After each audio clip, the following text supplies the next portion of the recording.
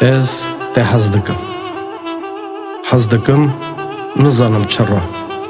Nizanim ser kîjan horî meleka ra. Ez te hez dikim. Wek rewşa rojê, wek kulîlkê xas baxça, wek bîna berbanka biharê, ku ji tebîyetê jor têne xarê. Ez te hez dikim. Wek barana bin tavê, wek berfa serê çiya, ku dibe avê çilkaniya. Ez te hez dikim.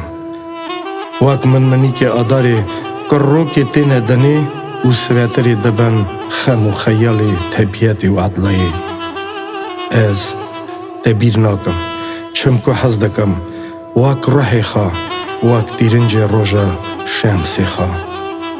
Hez dikim û nizanim çira. Nizanim ser kîjan horî meleka ra.